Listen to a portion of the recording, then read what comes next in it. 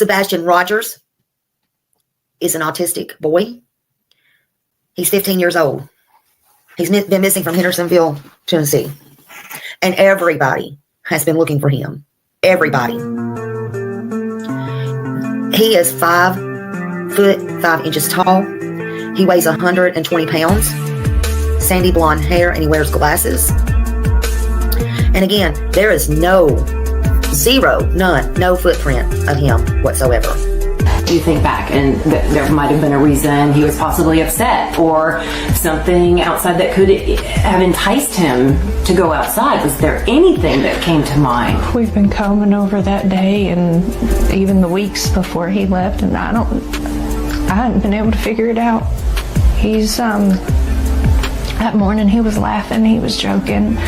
Everyone we were around that day agreed that he seemed like he was in a good mood. He was behaving.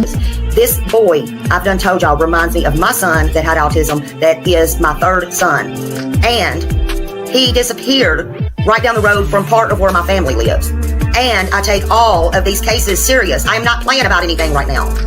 The original thinking was that Sebastian Rogers left home on his own, but the fact that he disappeared without a trace now has authorities looking into the very real possibility of foul play. I'm not trying to accuse them of anything. I'm trying to tell you how suspicious they are now becoming. Hello, everybody. Hello. Good morning on this cold, to me, it's cold, January 2nd, 2025.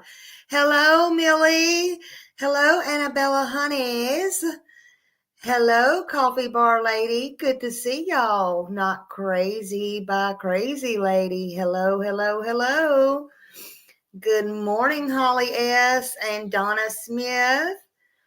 Sheila, hello. Brown-eyed girl, hello. Trooper's mom, number 9, hello, thank you. Y'all hit them thumbs up. Teresa Wilson, good morning. Thank you for being here. Nala, hello. Y'all put them green hearts in there. Thank you all for being here for Sebastian. Val, hello, good morning. Happy New Year to you. Victoria Burgess, hello. Danny Lynn, hello.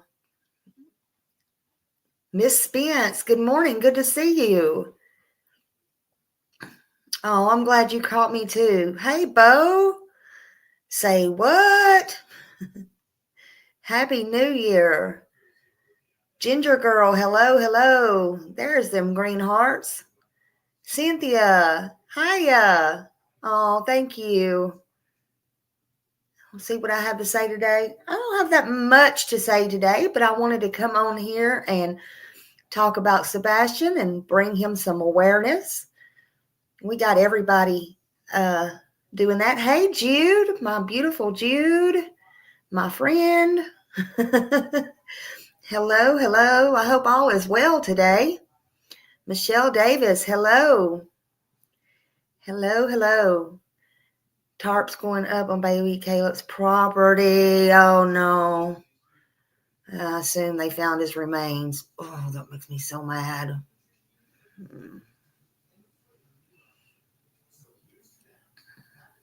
Baby Caleb Collins is the one we spoke about. Look, I'll get tears. Oh, it makes me mad. What is wrong with this world? Baby Caleb Collins is the one that, the dad and the mom and the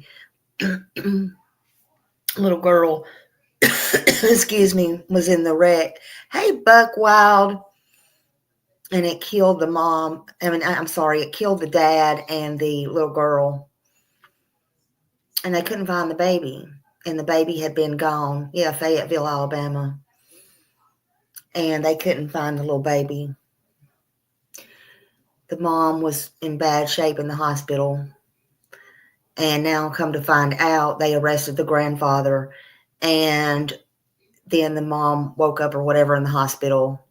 Damn her soul. And They arrested her now. Come to find out, they think the baby has been dead for these couple months. Nobody bothered to report the baby or anything. So we're finding out now through Trooper's mom that I know I can't stand it. I have such a tender heart. I don't even know what I'm doing here in this field. But yes, it is Carol. Thank you all for being here. And they're saying they have a tarp up because last I heard, the mom evidently told them that the baby was, there was some text messages exchanged. It was on my live yesterday. And the father, a few months back, had sent her a text message of him all beaten and bloodied and whatever. And she says, oh, well, he looks just tired. But anyway, the dude put him in the trash bag, basically, long story short. Sickening. Nobody knew where the baby was, but evidently now they found him, I guess. We'll go back over that. I'll look for it today. I hope they do find his little remains. It's just sickening.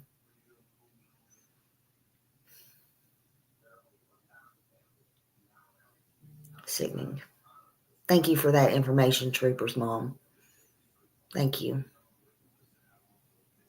They need to change these laws. You know, guidance said there are tarps being set up right now. Yeah, that's what Trooper's mom just said.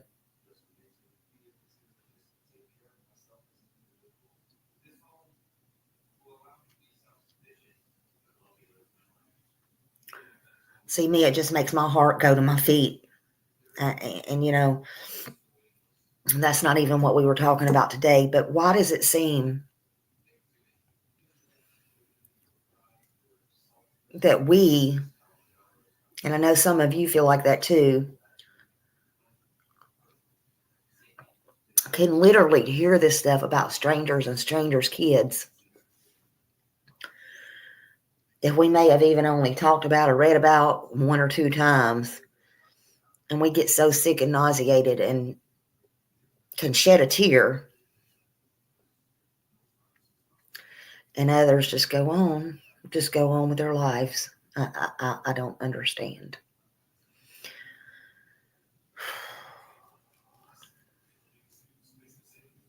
Or even like that mom, just, oh, he just looks tired. When you got the baby's daddy telling you and showing you and sending you pictures. I was going to read this at last, but I'm going to read it now. This was sent to me in an email. I mean, a friend's just, and I asked her, because something hit me in it. It was in December, and, you know, I had a lot going on for months. And I literally asked her then because something hit me with it. It may not resonate with y'all like it did with me. I'm just weird sometimes. But I wanted to share it with y'all. And I was going to do it the other day. Something, I don't know, maybe today is a good day to share it with you. I don't know. And I was looking at it a while ago, and I was going to share it at the end. But maybe now is a good time. I don't know. Things come at the oddest time, right? But I asked her, I'm not going to share the whole email because it was private between us, but I wrote her back and I said, look, I said, there's something in there that I want to share with my people. Something you said, you know, yada, yada. It was wrote on, let's see. This one was replied back to me on December 30th. No, it was printed on December 30th. I'm sorry. It was wrote back on December 16th. It was wrote on December 16th anyway, somewhere in there. And she told me, yeah, anything I send to you, you can share, because she does so good. She gets her feelings out writing and stuff like that. She's kind of much reminds me of myself, but you know, she was telling me some private stuff and all that, and I hadn't heard from her in a little bit, and it just kind of hit me. But this part, I'm going to go ahead and get to it because I always go around. Y'all are like, Smiley, come on. I don't even know if she knew what part I wanted, but she said, yeah, go ahead. Anyway, I got her permission. So she was writing me, asking me, how I was, this, that, and the other, and telling me how she was. She had had kind of a rough time of it too. But then she dots, and she puts here, she said, sometimes I question, why do we even try to find a missing child? Why do we say we won't stop looking for them and that we will find them and we will bring them home? Now you got to remember, we've had different conversations back and forth, so you're not going to get the whole context. But anyway, why do we want justice for them? It seems we always stop looking because the police, FBI, TBI, and the DA, the judge, the entire court system won't release any information for anyone in the real world to have a chance to say, hey, I recognize that person and know where they live, and to be given the opportunity to say what they have seen or what they know. Why do we say we will find them when the authorities are incompetent and can't find their nose on their own face? It doesn't seem to matter if someone has good information or shitty information, because the crooked are too lazy to follow a lead and appears to be blind and dumb to the obvious standing right in front of them. When a sheriff can tell the public with a straight face that there is no evidence or foul play, in my opinion, they are loudly stating there will be no justice for the innocent. When a sheriff can tell the public the most ridiculous thing ever to be said, saying flashlights are the trash trucks, and think we believe him. He clearly has fallen out of the bed and bumped his head a few times too many, and he clearly isn't worried about locating a missing child. When a sheriff can protect his nasty, evil son over locating a missing 5-year-old little girl named Summer Moon Utah Wells and allowing the obvious to keep living their best life, then why do we want to bring any of them home? Home is the last place they should ever be. Home is the reason they are missing in the first place. I hope wherever they are that they are being treated better than they ever was at home, and that they never have to come back. Now, this is what this person is telling me. Even better would be if they are with God in their forever real home. Then justice will come from God. His wrath will be greater than anything a piece of shit sheriff could or would ever do. When an administration can and will use their power to abolish people from a group platform, yet the law has no power to arrest people that do harm to children, what's left to fight for? Now, that's their thought. That's not mine. Well, that's not what I'm saying. That's what they're saying. Agree or not agree, or agree with some of it.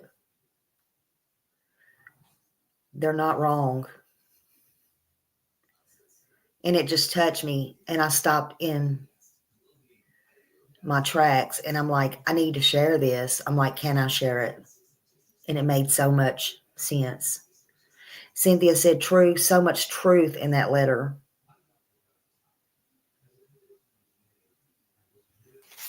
And, I printed it, but I had to print. There was several other things, but it was private. And y'all will never get the concept of what the letter was about, and it was personal things. But I just thought whoa. And again, why do we even try? We have people, we have parents not out here looking, parents that don't give a damn. We have people with stuff going on in their real life who care about, it seems, allegedly, more about if their children are found than they do. There's so much hate going on. And the cops, they don't owe us anything.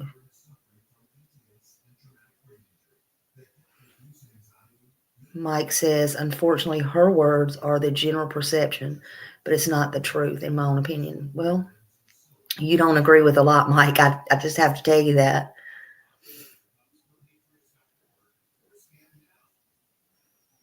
But everybody is entitled to their own opinion. But it is very touching. It really touched me on many different levels. On many different levels.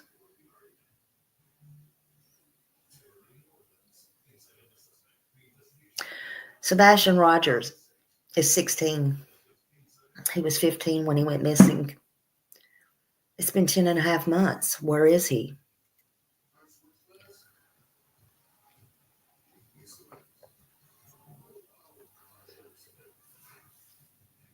He's still not here.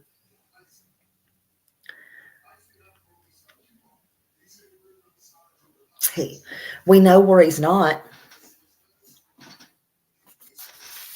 We know where he's not.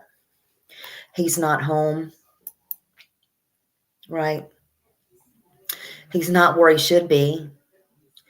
He's not in school. He's not waking up to his mom. He's not waking up to his dad.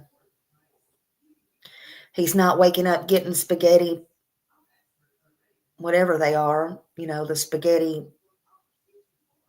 pancakes. Mike says he's at the school. Mike keeps telling me, I'm going to put that up there, Mike. Mike is convinced that he is at the school and that they need to go search Beach High School again. I don't know, are they back in school yet? If they're not back in school, for some reason, Mike keeps telling me on my community post that they need to go search the school because evidently it wasn't searched good enough the first time from top to bottom. I asked Mike why. We had a whole conversation in my community post, which Mike says because I said, is it something with Katie that she did that morning going to the school? And Mike's told me, and Mike, you're welcome to come up here. I'll drop you a link so you can explain it a little bit better. But Mike told me that, because I said, was it something that you think she did when she went to look for him that day at the school? But Mike says that he feels that, I'll just tell you the conversation we had. Mike, I don't mean to put you on the spot, but I will do this here and now so I don't forget. Mike felt like that it was because he had autism and he was fixed on things. And I told Mike, me being a mother of somebody with autism and fixation don't mean exactly that. Now, he did have a fixation, it looked like, with biting his nails. We saw that in the Mike's like, it's okay, tell it. But I told him, biting his nails and stuff like that. And I told Mike, I wish that people would not keep laying blame on the autism fact that he had autism and all that, because there's so many misconceptions about that. I'm not even going to go into all that right now, but it could be, it doesn't mean that he would run to the school. He was not a runner. Even Katie and Chris said that, and Seth. So, but Mike feels like that he went to the school himself. He was fixated on the school. I think me and him kind of had a disagreement on that. Because I'm having a problem. He would still be on cameras, right? But Mike is big on something about that school. But what I did tell Mike was, this is what I think. I feel like that Definitely. Why is it? Yeah, there was okay. And the 5th, February 5th, Mike also wanted to bring up, he felt like that it was something about February 5th. Well, see, at February 5th, Sebastian's high school had a blow up threat. Let's just say that at that school. You can look it up. It's in the newspaper. Now, isn't that right, Mike? Somebody called in a blow up threat at that school, at the high school. See, Mike knows a lot more about this stuff than I do. But if you look it up, it is in the newspaper. Yes, Mike said yes. Mike, are you sure you don't want a link to come up here and talk? So Mike thinks that the blow-up threat had a lot to do with Sebastian going missing on February 5th.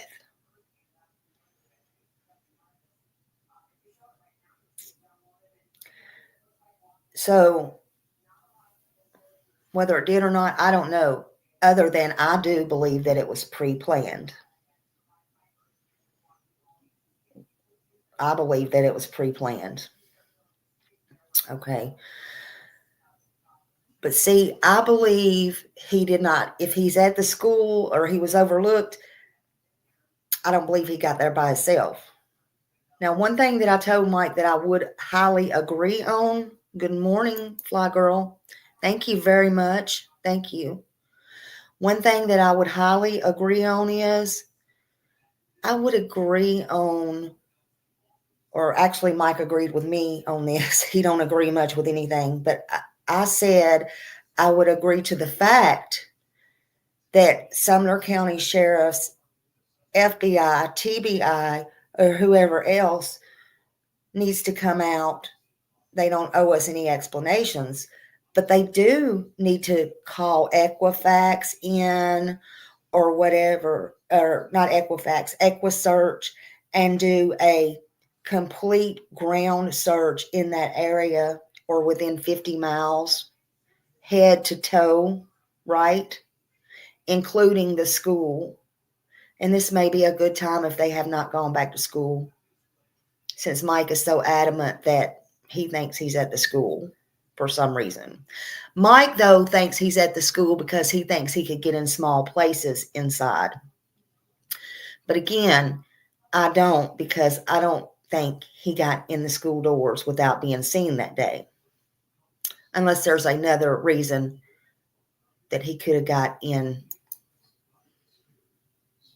the school. Right. Am I hitting it on point, Mike?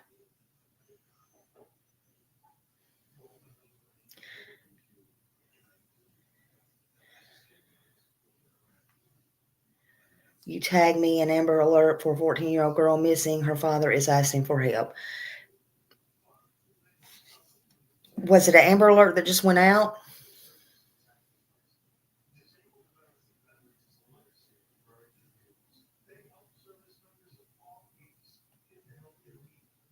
Can some, did you eat?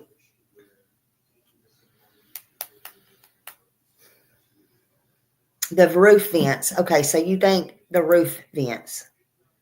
Check the roof vents, he's saying. I mean, they had helicopters there. They had had people climbing up on things, checking all small places. I'm just saying. But I feel like there does need to be a whole nother search. Ground search. I am more concerned with,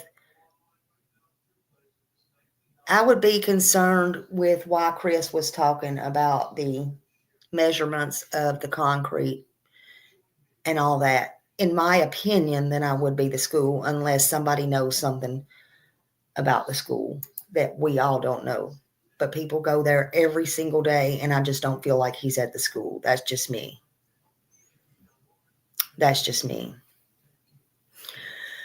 But listen, I want to show y'all something here. Hold on.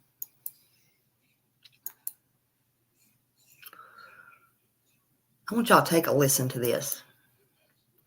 And I want y'all to drop this in the chat. This link. This is Evil Exist. And it's a short version of Evil Exist.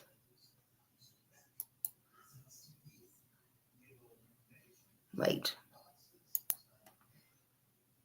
Katie and Chris Proudfoot stated that they had a 3-hour-long phone conversation the night that Sebastian vanished from their home in Hendersonville, Tennessee. That long phone call came into question a lot in this case, as many wondered what the two could talk about for so long. The comment section on Facebook went crazy, with some saying that it's a common thing they do with their husbands and wives when away from home, while others said no way they could sit on the phone for 3 hours and thought maybe that phone call was to plan a cover-up for something that occurred while Katie and Sebastian were alone. Sebastian was reported missing on the 26th, but it seems that someone else knew he was missing before he was officially reported to police as a missing person. Night has put out another update, stating that they have reason to believe that they identified the individual who first received the report. Listen to this again. The 26th, but it seems that someone else knew he was missing before he was officially reported to police as a missing person. What? Night has put out another update, stating that they have reason to believe that they identified the individual who first received the report of Sebastian Wayne Drake Rogers' disappearance Somebody prior else to its knew? escalation to law enforcement. Furthermore, our team has likely determined the identity of the individual engaged in the extensive phone conversation with Mr. and Mrs. Proudfoot on the morning of Sebastian's purported disappearance. These findings, supported by intelligence from sources closely connected to the case, represent a pivotal development. Somebody else knew? How can that be? Reported to police as a missing person.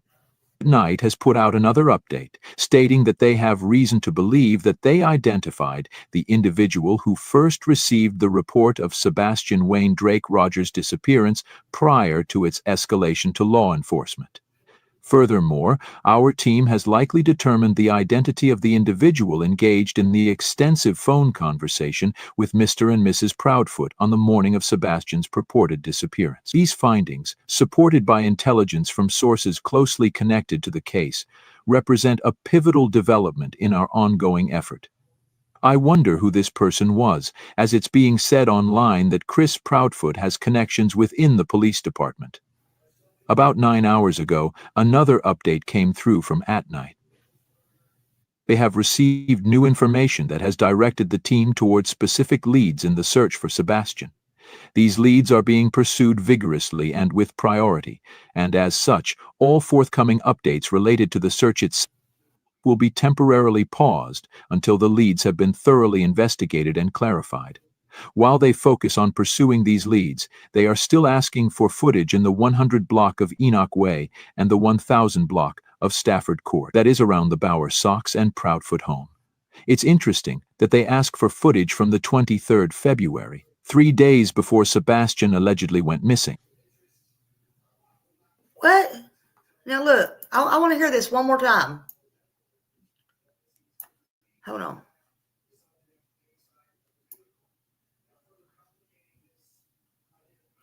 We're going to listen to this one more time.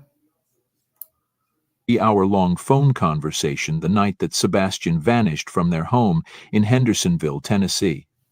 That long phone call came into question a lot in this case, as many wondered what the two could talk about for so long. The comment section on Facebook went crazy, with some saying that it's a common thing they do with their husbands and wives when away from home, while others said no way they could sit on the phone for 3 hours and thought maybe that phone call was to plan a cover-up for something that occurred while Katie and Sebastian were alone. Sebastian was reported missing on the 26th, but it seems that someone else knew he was missing before he was officially reported to police as a missing person. Night has put out another update, stating that they have reason to believe that they identified the individual who first received the report of Sebastian Wayne Drake Rogers' disappearance prior to its escalation to law enforcement. Furthermore, our team has likely determined the identity of the individual engaged in the extensive phone conversation with Mr. and Mrs. Proudfoot on the morning of Sebastian's purported disappearance. These findings, supported by intelligence from sources closely connected to the case, represent a pivotal development in our ongoing effort. I wonder who this person was, as it's being said online that Chris Proudfoot has connections within the police department. About 9 hours ago, another update came through from At Night. They have received new information that has directed the team towards specific leads in the search for Sebastian. These leads are being pursued vigorously and with priority, and as such, all forthcoming updates related to the search itself will be temporarily paused until the leads have been thoroughly investigated and clarified. While they focus on pursuing these leads, they are still asking for footage in the 100 block of Enoch Way and the 1000 block of Stafford Court, that is around the Bower Socks and Proudfoot home. It's interesting that they ask for footage from the 23rd February, 3 days before Sebastian allegedly went missing. And you are correct. They were both in the Navy, so they're used to having long distance and little to no communication. You are correct about that. So there's that. But yeah, I don't know. That was just weird. So y'all put down Evil Exists. Go sub up to Evil Exists. I like that channel. We've been following that channel for a long time, or I've been following that channel for a long time. A lot of us have in Summer Wells' case, and that's a pretty good channel. So yeah, I don't know. There we go. Absolutely credit that channel. I don't know. We know where he's not at, though. Even though Mike says he's at the school, well, he's not at the school doing his homework. I can tell you that, or his schoolwork. And he's not at school in the office telling the guidance counselor where he got bruises for the mandatory people to be calling CPS out there for Mr. Chris, right? So Mr. Chris can send them on their merry way saying, I am so sorry that you got this call. This is so embarrassing. I'm going to punish him again for having y'all come all the way out here. You know, I'm just so sorry, making Sebastian feel all like he's in trouble for doing what he's supposed to do when he's asked where he got bruises and what's wrong, you know, all that stuff. So no, he's not at school where he's supposed to be. Just what I said. He's not at Texas Roadhouse having any salmon or any delicious dessert. He's not at BJ's or at the bowling alley, right? You know, he's certainly not there. He's not under his dad's Seth's bed with reading a book with his little flashlight. He's not sitting there beside his dad playing on his phone where he's allowed to play games and stuff. He's not saying, good morning, Mom, I love you. Good night, Mom, I love you. Good night, puppies, I love you. He's not saying, good night, Dad. He's not saying any of those things, is he?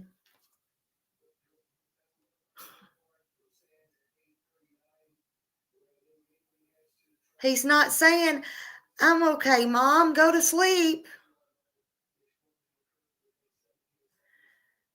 He's not on the phone with his dad saying, Mom's at work. I'm doing my homework, Dad. I'll see you this weekend.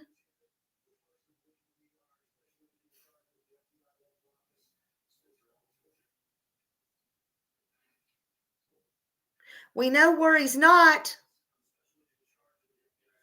But where is he?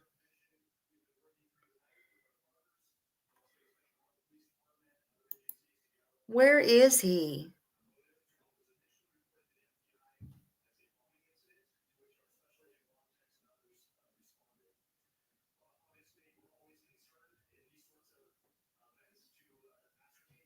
There was 5, allegedly, there is 5 CPS reports.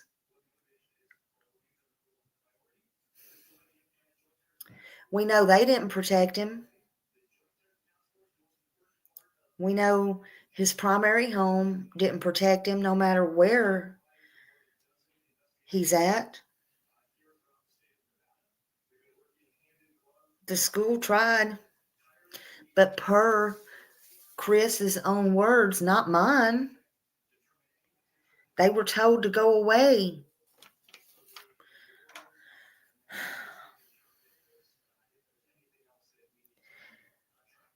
Because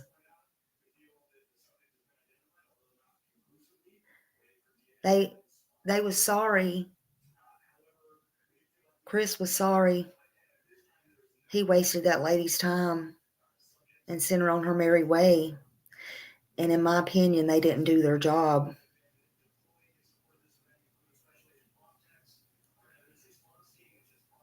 And then he was told, nobody's going to believe you, Sebastian.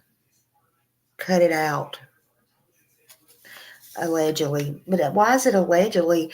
Because that's what Chris said.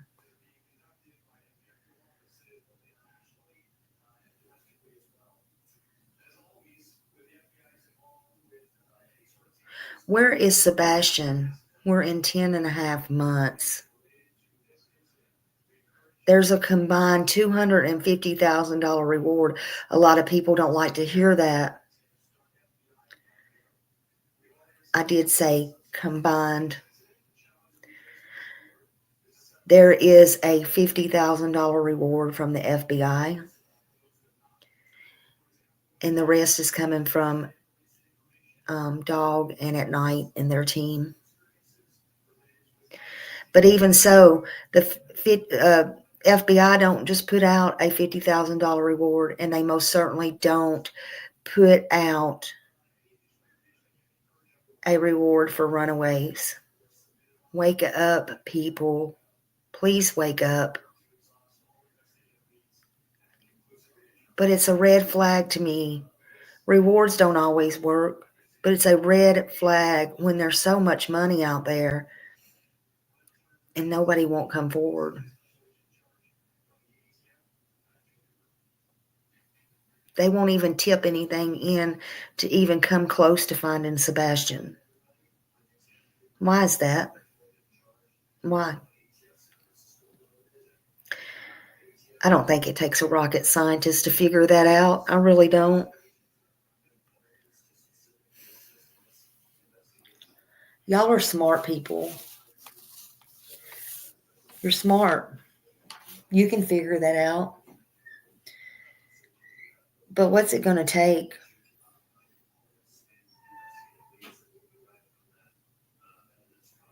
Look, y'all can go on the Amber Alert. You can go on anywhere on this computer.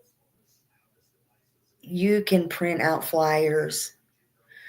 Sebastian is still on the Amber Alert, by the way. You can go to missingkids.org and you can print out the flyers and you can pass them out in your town. Seth asked that you at least print out 10 and pass them out. Print out 5. Print out 2. Hand them out. Keep them in your car. You know, it don't have to be an everyday thing.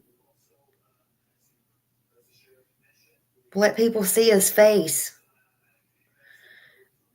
You can call 1-800-THE-LOST if you don't feel like calling any of these numbers and putting in a tip. They'll gladly take your tip. You know, if you're too scared to call, if you don't want to call the 833 tell dog, if you're too scared to call the FBI, if you're too scared, somebody will trace your number. But do the right thing. Do you know that Amber Alerts are alerts that are broadcast on the TV, the interstate, the radio, all these signs? They are in Puerto Rico, Virgin Islands, was it 27 27 other countries. They're everywhere. An Amber Alert goes out. And in October, there was over 1,200 kids that were found and recovered. I don't know the statistics if they were alive or not. I didn't research that far, but there were over 1,200 kids that were found because of this Amber Alert. Thank you, K-Mac. Thank you for becoming a member. And they were found and are recovered. And you would think with all the attention that Sebastian Rogers has had from day one, that he would be found. There's no trace of him. But then again, isn't that what Chris, the stepdad, said? He would not be found, and this case will be studied for many years to come. Well, it's okay for this case to be studied many years to come, even after he's found. But what's not okay is for him not to be found. That is not okay. Sebastian does not deserve not to be found. You know, that's not okay. And it's high time that somebody started talking.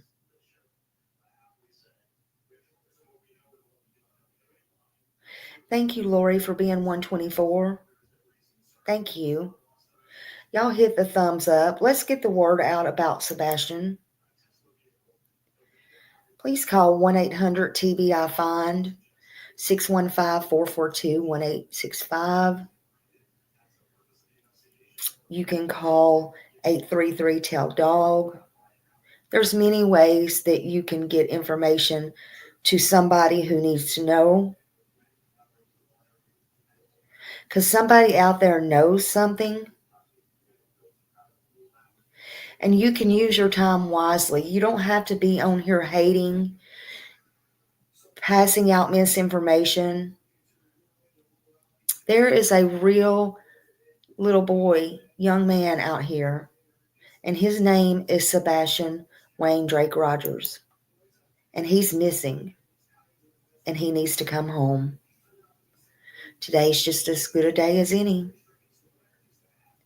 Please have a heart and do the decent thing.